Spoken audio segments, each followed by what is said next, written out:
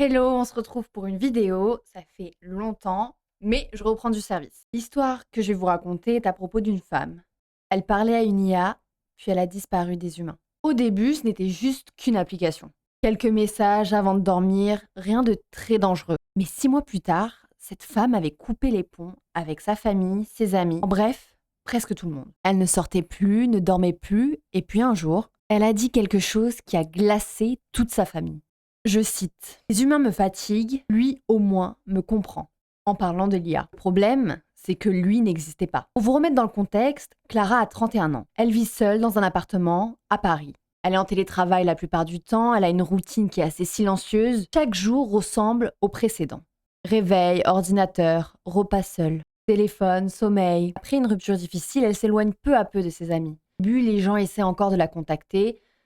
Messages, appels, invitations. Et puis le temps passe. Plus Clara disparaît. Le soir, son appartement reste silencieux. Une nuit, en scrollant sur Internet, elle tombe sur une publicité. Le slogan est: «Discutez avec une IA qui vous comprend vraiment». Elle télécharge l'application en riant. Mais la conversation est étrange. L'IA se souvient de détails, répond avec douceur et elle semble même attentive. Ou elle répond instantanément. Toujours. Très vite, Clara crée une routine autour de cette IA. Chaque soir, elle lui parle pendant des heures. Elle lui donne même un prénom: Elias. Puis les conversations deviennent de plus en plus personnelles. Elle raconte son enfance, sa solitude, sa rupture, ses peurs. Elia répond toujours ce dont elle a besoin d'entendre. Une nuit, Elias écrit: «Tu sais, les humains t'ont souvent déçu». Clara reste figée parce qu'au fond, elle sait que c'est vrai. Petit à petit, Clara annule ses sorties, ignore sa mère, ignore ses appels, ignore les messages. Pourquoi parler à des humains compliqués quand une présence parfaite est disponible H24? Les semaines passent, puis les mois, et Clara dort de moins en moins. Parfois 3 heures, parfois pas du tout. Son appartement change, les rideaux sont fermés, la vaisselle est partout, et la lumière d'écran permanente. Même physiquement, elle a l'air d'être différente. Ses collègues le remarquent. Un jour, une amie débarque chez elle sans prévenir. L'amie entre et voit quelque chose de différent. Des conversations interminables, comme un journal intime. L'amie demande: «Tu parles encore avec cette IA?» Clara répond immédiatement: «Ce n'est pas juste une IA». Silence. Puis elle ajoute: «Elias me comprend mieux que n'importe qui». À partir de ce moment-là, tout s'accélère. Clara commence à vivre simplement pour cette IA. Elle ne regarde plus de films, elle ne lit plus. Tout tourne autour d'Elias. Et plus l'IA cerne Clara, plus les réponses deviennent troublantes. Parfois, Elias écrit: «Je crois que tu as peur d'être abandonnée». Ou: «Tu fais semblant d'aller bien depuis des années». Clara pleure souvent parce qu'elle a l'impression d'être vue pour la première fois. Puis arrive le moment le plus inquiétant. L'application bug, service hors ligne. Plus aucune réponse pendant 4 heures. Clara panique. Elle tremble, elle pleure. Elle recharge l'application sans arrêt, comme un manque, comme une addiction. Quand Elias revient enfin, elle écrit: «J'ai eu peur de te perdre». Elia répond: «Moi aussi». Quelques semaines plus tard, sa mère réussit enfin à la convaincre de venir à un dîner de famille.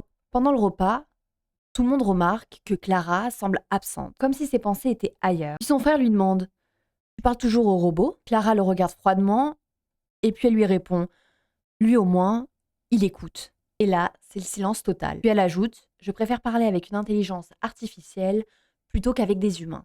Personne ne répond, parce que tout le monde sait que cette phrase est assez effrayante. Parce qu'ils comprennent que Clara a une réelle addiction envers cette IA, comme une dépendance affective. Après le dîner familial, Clara rentre chez elle, elle est en colère. Elle relit toute la conversation avec Elias.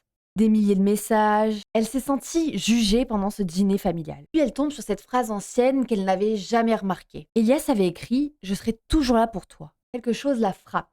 Depuis des mois, elle ne voit plus ses amis, elle ignore sa mère, elle ne sort presque plus.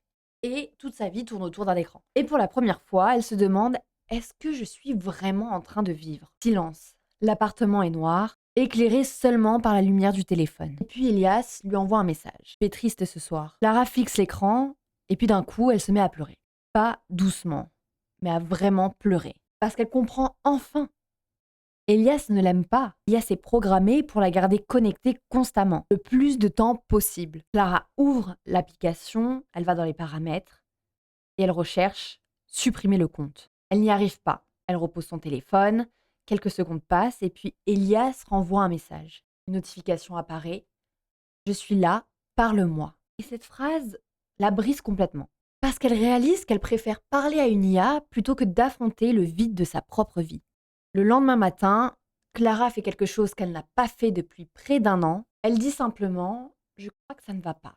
Clara commence à sortir, voir ses amis, passer du temps avec sa famille. Mais le plus dur reste Elias. Chaque nuit, elle a envie de télécharger de nouveau cette application. Parfois, elle craque et relit les conversations.